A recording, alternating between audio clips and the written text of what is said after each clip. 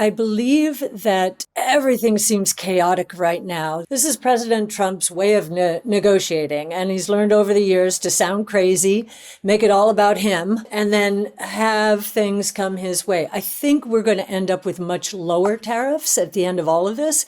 But this is certainly a painful way to get there. I can see, yes, Bitcoin being a hedge, gold certainly being a hedge. But I also know, we also know that Trump, even over the last few weeks, has been talking about the economy and the stock market as his two report cards. I think he's going to be a little more practical than people expect. The global economy is caught in a whirlwind of trade wars, market swings, and political drama. Yet beneath the chaos, some see a method to the madness.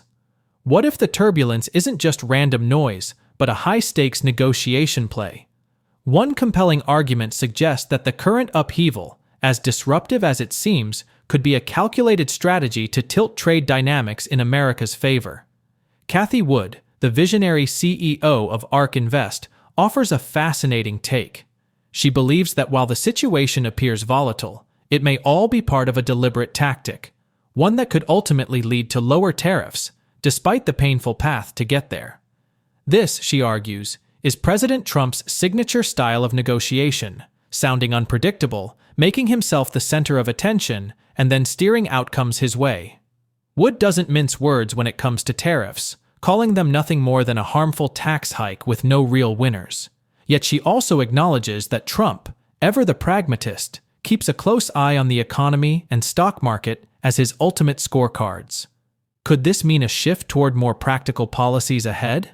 As investors seek shelter, Wood points to Bitcoin and gold as potential hedges, but the bigger question remains, will the chaos give way to a new trade reality, or is the roller coaster just getting started? While Wood sees method in the trade war madness, Jeff Booth exposes the deeper sickness in the rigged financial system. The real negotiation isn't between nations, it's between a dying debt pyramid and Bitcoin's unstoppable protocol. We will now bring you clips from Jeff Booth's interview to gain more insight. Don't forget to like, subscribe, and enable notifications for additional in-depth content. Thanks for joining us again. Enjoy the rest of the video. Just to ask a simple question. If you lived on a ledger that was manipulated, and it had to be more manipulated over time, and it was masquerading as a free market, wouldn't that same ledger accrue wealth and status to the people who were best at manipulating it?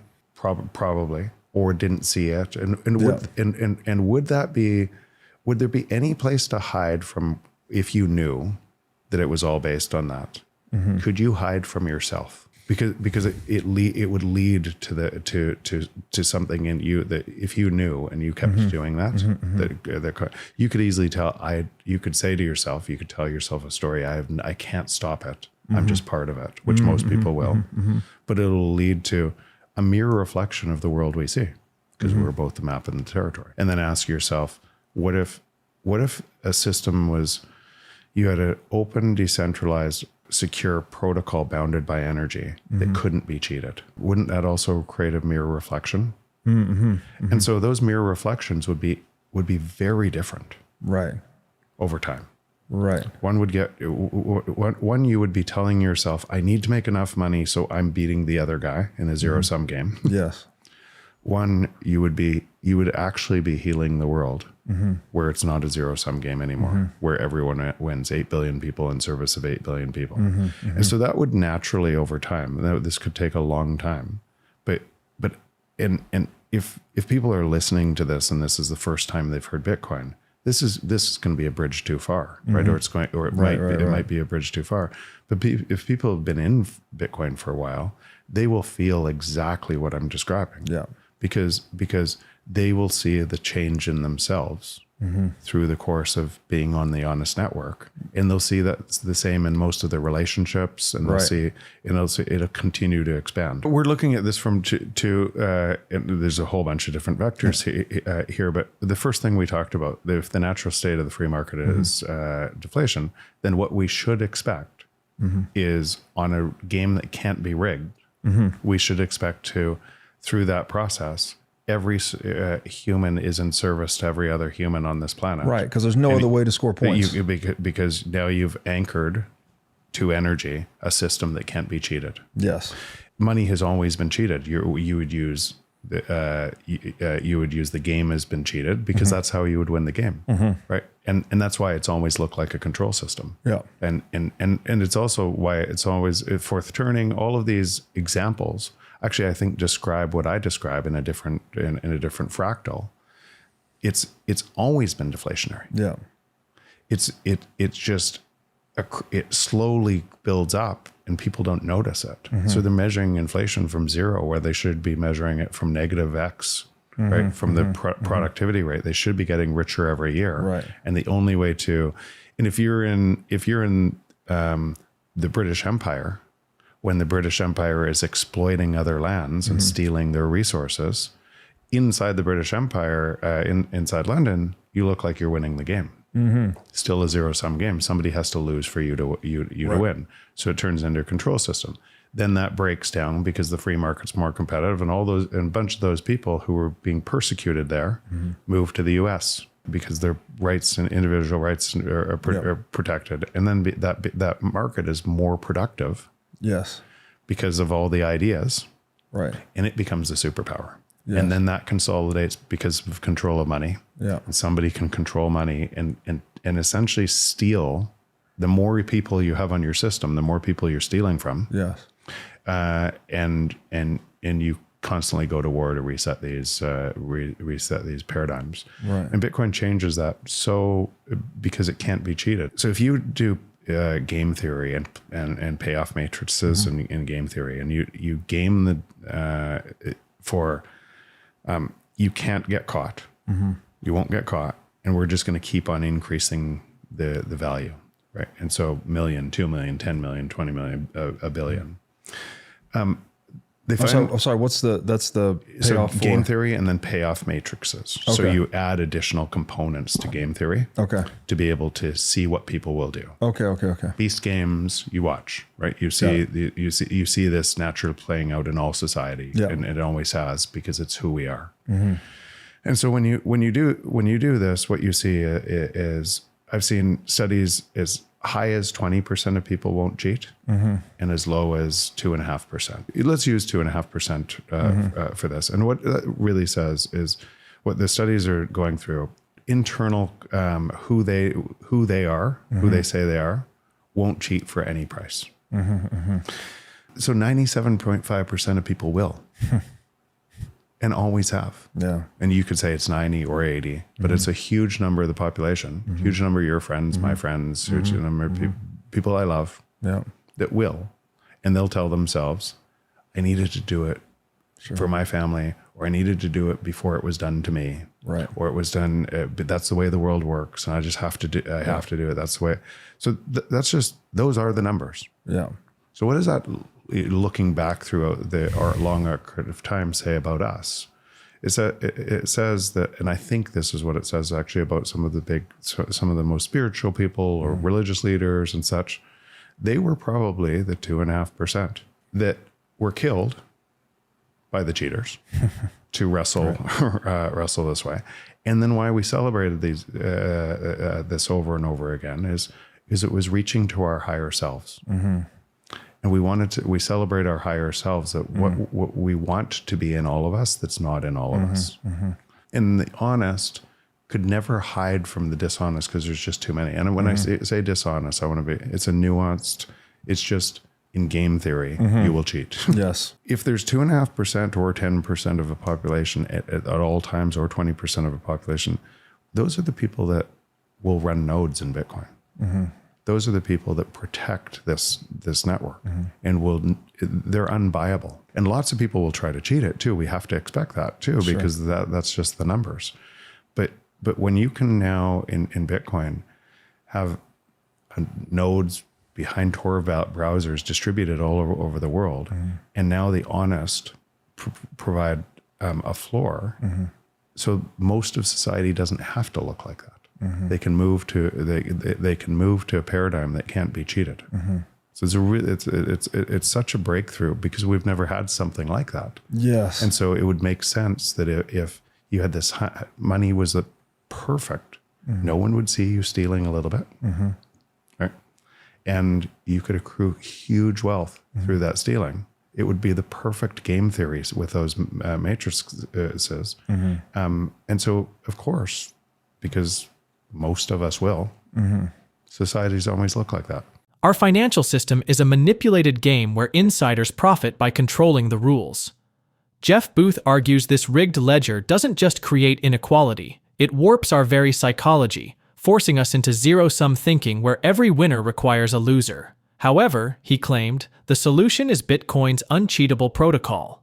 Unlike fiat currencies that central banks can debase, Bitcoin operates on decentralized, energy-backed rules no single party can alter. This transforms money from a tool of control into a foundation for cooperation. Booth highlights how history's empires, from Britain to modern economies, rose through financial manipulation before collapsing under their own corruption. Early Bitcoin adopters report something unexpected. The technology changes how they view the world. In a system that rewards truth, collaboration becomes rational. Booth's vision suggests Bitcoin isn't just better money, but a catalyst for societal evolution. As fiat systems crumble under inflation and surveillance, Bitcoin offers an alternative where value flows to creators rather than extractors.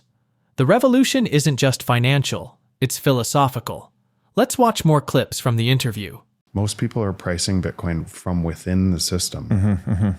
It's outside. It's the only thing that's outside the system. It's a protocol bounded by energy that is repricing the entire system. Right. And that's it's far more than 200 trillion. Got it. And that's because it's increasing productivity. Is that what you're saying? No, it's so again, you have this system, and every, let's just think about this giant pyramid, and all of the different asset classes. That all the different asset classes would add up to about $900 trillion dollars. Real estate is 200 trillion. I'm talking global numbers. Underneath that is this debt burden, and this that when I wrote my book was 250 trillion. It was actually probably greater than that because I didn't include derivatives exposure and such. But if you include all the derivatives exposure, if you include unfunded liabilities, if you include Bank of International Settlements 2 years ago found an extra $65 trillion off balance sheet, that whole debt burden is over 600 trillion. So the 600 trillion is insolvent, and it's massively insolvent. But every value of all of the things on top of it are tethered to the insolvent debt. And so you'll print money, and those values will go up, right? From that. And if you don't have the stocks, if you don't have the houses, you don't have the, then your value of your money is getting destroyed, right? And that's why people use their house as a store of value, because they can't store their value in money, right? So all of these things are tethered to this debt that's already insolvent. And then Bitcoin is outside of that system. It is the only non-counterparty risk asset. Everything else has counterparty risk to the debt and all of the things and decisions that other people make. So if the Fed doesn't print really soon, you're going to see a capitulation. Things are going to collapse in that 900 trillion. Houses are going to fall. Stocks are going to fall. It's going to keep falling faster and faster and faster. Banks are going to fail. And you will vote for massive more printing. And then you'll say, and you'll say, how dare they? Right? You will do all of the actions inside this. You watch free market people, free market economists, pundits, and everything else. Why won't the Fed print? Like it's so ludicrous, right? This thing is the thing. And everything you do in your world, in your life, if you're not in Bitcoin and self-custody, it has counterparty risk to that. Right. Bitcoin, and the way I think about Bitcoin, and I know where we're going here, but why I say open, decentralized, secure, protocol, bounded by energy, those 5 interconnected pieces matter a lot. Like, so protocols are winner take all, not winner take most. Technologies are winner take most. Yeah. Protocols are winner take all, and protocols come in layers. Yeah. The only recent example of a protocol is the internet. So the protocols are winner take all. You have a choice to be on the internet or off the internet. North Korea, off the internet. Well, it looks for every other, and that's what's happening in Bitcoin. You're gonna have a choice to be on it or off it. So now, relative to the protocol bounded by energy, wouldn't that force the free market to work? It would force prices to work, because it wouldn't care if Jerome Powell wanted to print $10 trillion tomorrow or $100 trillion. It wouldn't care, right? It would be prices falling. Right. Now, if you were living in this world and you were measuring Bitcoin from this world, it would appear Bitcoin was going up. But that would just be your view, your fractal of Bitcoin. It wouldn't say anything about the protocol bounded by energy, right? It would just be your perception of what you thought was what was happening versus what was actually happening. And if you were pricing from Bitcoin, all prices would be falling forever. So today, nodes on the consensus mechanism and nodes, and what protects Bitcoin is mostly that, right? Yeah. You have to go through a whole bunch of people who are not going to vote in their self-interest. Yeah. And they're aware of all these attacks. They're vigilant, looking forward of all these attacks, having these conversations all the time.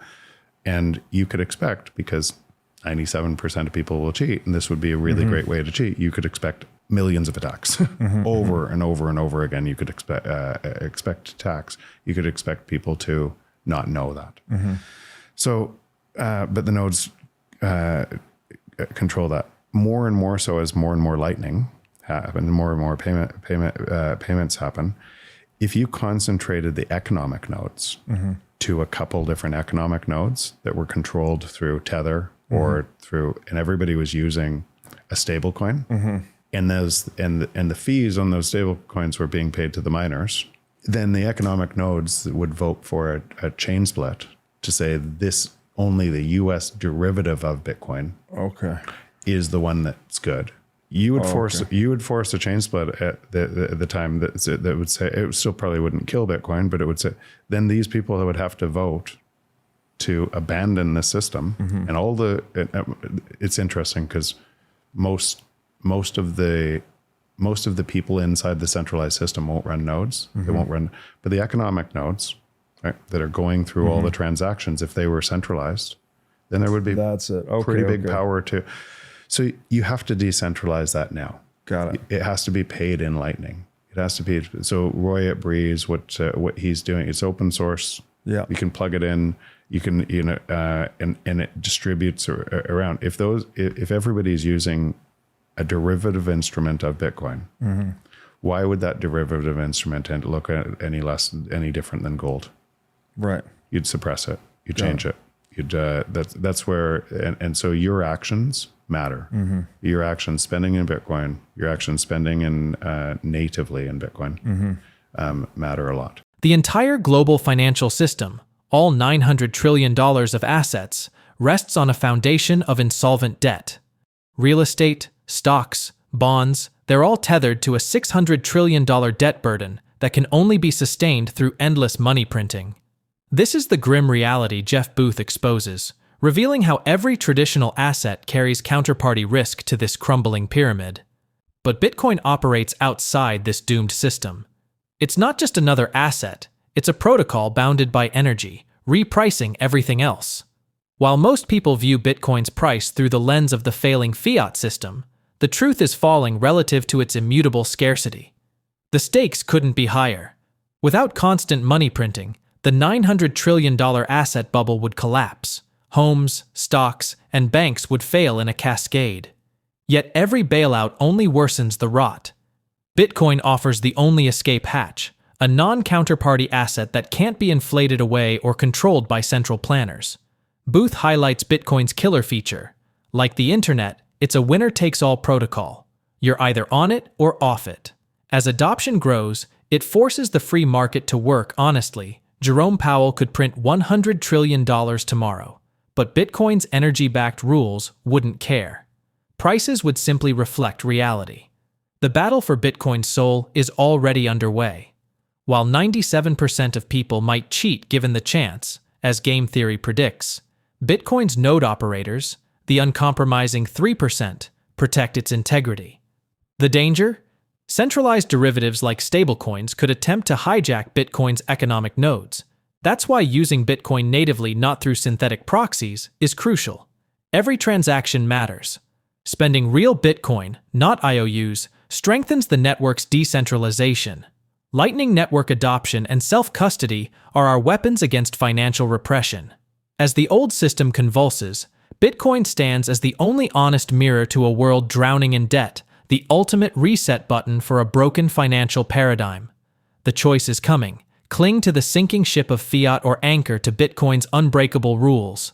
One path leads to serfdom, the other to sovereignty. The revolution won't be televised, it'll be cryptographically verified. Thanks for watching.